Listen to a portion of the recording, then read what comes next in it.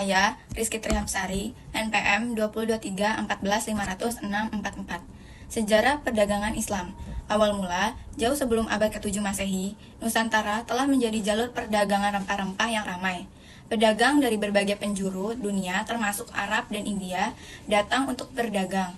Seiring waktu, beberapa pedagang Muslim mulai menetap di Nusantara dan menikahi penduduk lokal. Pada abad ke-7 sampai ke-13, pada abad ke-7, Islam mulai masuk ke Indonesia melalui para pedagang Muslim.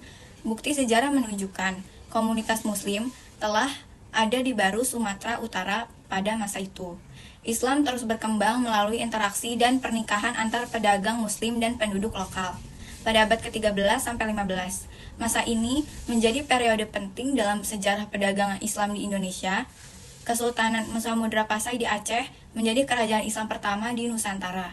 Kesultanan ini menjadi pusat perdagangan dan penyebaran Islam di wilayah Asia Tenggara. Pada abad ke-15 sampai 16, kerajaan-kerajaan Islam lainnya mulai bermunculan seperti Demak, Cirebon, Banten, dan Ternate. Kerajaan-kerajaan ini memiliki hubungan perdagangan yang luas dengan berbagai negara di Asia dan Timur Tengah. Jalur perdagangan. Pedagang Muslim menyebarkan Islam melalui jalur perdagangan maritim dan darat. Jalur maritim meliputi Selat Malaka, Selat Sunda, dan Laut Jawa.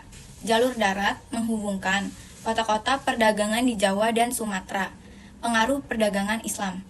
Perdagangan Islam membawa banyak pengaruh positif bagi Nusantara. Di antaranya, pada bidang ekonomi, perdagangan internasional meningkat pesat. Pada bidang sosial, masyarakat mengenal budaya dan ilmu pengetahuan baru. Pada bidang politik, berkembangnya kerajaan-kerajaan Islam. Pada bidang budaya, munculnya akulturasi budaya Islam dan budaya lokal. Rahma Alia dengan NPM 202314500646, etika dalam perdagangan Islam. Yang pertama, ada kejujuran. Pedagang harus selalu jujur dalam perkataan dan perbuatannya. Barang yang dijual harus sesuai dengan deskripsi yang diberikan. Timbangan dan ukuran harus akurat. Penipuan dan manipulasi harga dilarang. Kedua, ada keadilan. Pedagang harus adil dalam bertransaksi dengan pelanggan. Harga yang ditawarkan harus wajar dan sesuai dengan kualitas barang. Monopoli dan praktik curang lainnya dilarang. Yang ketiga, ada keuntungan yang wajar.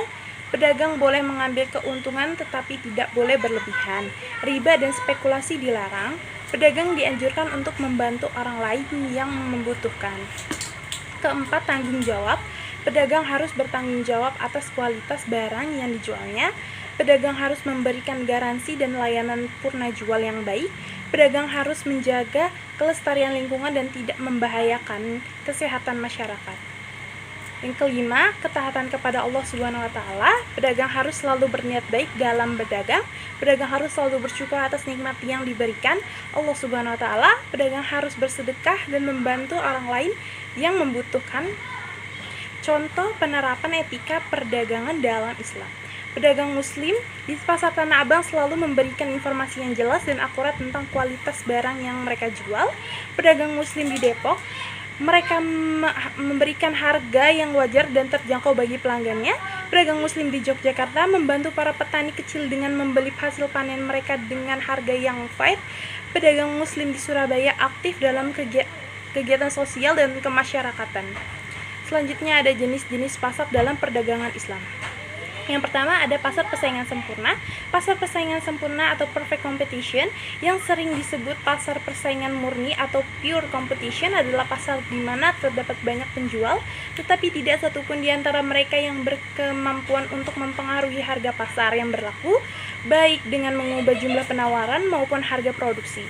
Yang kedua ada pasar persaingan tidak sempurna. Pasar persaingan tidak sempurna disebut imperfect competition. Bentuknya berupa pasar monopoli, oligopoli, dan monopolistik.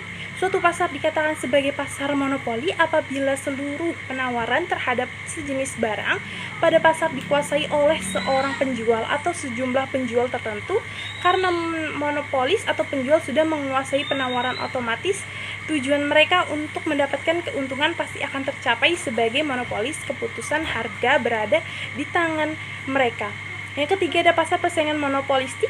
Pasar persaingan monopolistik dapat didefinisikan sebagai pasar dengan banyak produsen yang menghasilkan barang yang berbeda corak. atau differentiated produk. Yang keempat ada pasar oligopoli. Pasar adalah pasar yang terdiri atas beberapa penjual, jumlahnya antara 10 sampai dengan 15 penjual. Istilah oligopoli berasal dari kata oligos plopoin atau bahasa Yunani yang memiliki arti yang menjual sedikit. Perkenalkan, nama saya Nok Sofia, NPM 2023 14 500 649. Jenis pasar perdagangan yang dilarang Islam. Transaksi yang dilarang oleh Islam. 1. Transaksi yang bersifat riba. Riba adalah tambahan yang diisyaratkan dalam transaksi bisnis, baik transaksi hutang, piutang maupun jual beli. 2. Transaksi yang bersifat maisir. Transaksi maisir yaitu transaksi yang mengandung unsur penjudian, yaitu di mana para pihak yang bertransaksi tidak mempunyai informasi sama sekali mengenai peluang hasil. 3. Transaksi yang bersifat gahar. Transaksi gahar yaitu transaksi yang mengandung unsur ketidakjelasan, yaitu di mana para pihak yang bertransaksi tidak mempunyai informasi yang jelas mengenai karakteristik objek transaksi. 4. Transaksi yang bersifat taklis. Transaksi taklis yaitu transaksi yang mengandung unsur penipuan, yaitu di mana salah satu pihak yang bertransaksi mempunyai informasi yang berpotensi menguntungkan pihaknya dan merugikan pihak lain, sementara pihak lainnya tidak mempunyai informasi yang setara. Objek haram. Transaksi yang berobjek haram dilarang karena objek transaksinya merupakan barang-barang haram yang dilarang oleh Allah. Contohnya seperti menjual minuman keras dan menjual daging babi. 6. Transaksi yang bersifat ta'aluk.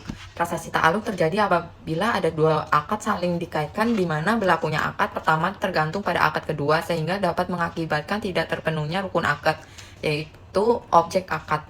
7. Transaksi yang bersifat bai najasi. Bai najasi adalah sekelompok orang bersepakat dan bertindak secara berpura-pura menawar barang di pasar dengan tujuan untuk menjebak orang lain agar ikut dalam proses tawar-menawar tersebut, sehingga orang ketiga ini akhirnya membeli barang dengan harga yang jauh lebih mahal dari harga sebenarnya. 8. Transaksi yang bersifat bai al-madum. Bai al-madum adalah melakukan penjualan atas objek barang yang tidak ada. 9. Transaksi yang bersifat iktikar. Iktikar adalah sebuah situasi di mana produsen atau penjual mengambil keuntungan di atas keuntungan normal dengan cara mengurangi penawaran agar harga produk yang dijual naik. 10. Transaksi yang mengandung riswah. Riswah adalah suap, yaitu pembayaran kepada seseorang di luar gaji resminya dalam bentuk apapun karena yang bersangkutan memegang jabatan tertentu. 11. Transaksi yang bersifat gap. Transaksi yang bersifat gap adalah transaksi yang memanfaatkan ketidaktahuan pembeli akan harga pasar dengan menaikkan harga produk di atas harga pasar. 12. Transaksi yang bersifat ikrah.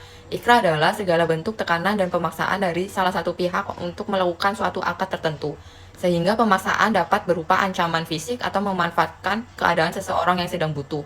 13. Transaksi yang bersifat bai al-mutar. Bai al-mutar adalah jual beli dan pertukaran di mana salah satu pihak dalam keadaan sangat memerlukan sehingga sangat mungkin terjadinya eksploitasi oleh pihak yang kuat, sehingga terjadinya transaksi yang hanya menguntungkan sebelah pihak dan merugikan pihak lain. Kesimpulan, sejarah perdagangan Islam awal mula jauh sebelum abad ke-7 Masehi. Nusantara telah menjadi jalur perdagangan rempah-rempah yang ramai. Seiring waktu, beberapa pedagang muslim mulai menetap di Nusantara dan menikahi penduduk lokal abad ke-13 sampai 15. Masa ini menjadi periode penting dalam sejarah perdagangan Islam di Indonesia. Kesultanan ini menjadi pusat perdagangan dan penyebar Islam di wilayah Asia Tenggara melalui jalur perdagangan. Pedagangan muslim menyebarkan Islam melalui jalur perdagangan maritim dan darat. Pasar persaingan sempurna yang seringkali disebut persaingan murni adalah pasar di mana terdapat banyak penjual tetapi tidak satupun di antara mereka yang berkemampuan mempengaruhi harga pasar yang berlaku baik dengan mengubah jumlah penawaran maupun produksi. Sedangkan pasar persaingan tidak sempurna adalah pasar yang bentuknya berupa monopoli, oligopoli, dan monopolistik.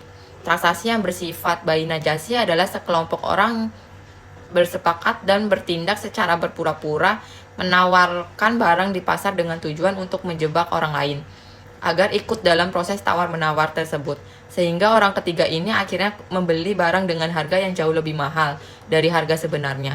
Transaksi ini digunakan sebagai salah satu cara agar menurunkan harga sebuah produk lalu dijual kembali dengan harga yang lebih mahal, sehingga pembeli bisa mendapatkan keuntungan yang lebih besar dan timbul kezoliman terhadap pihak lain. Sekian presentasi dari kelompok kami, kurang lebihnya mohon maaf. Wassalamualaikum warahmatullahi wabarakatuh.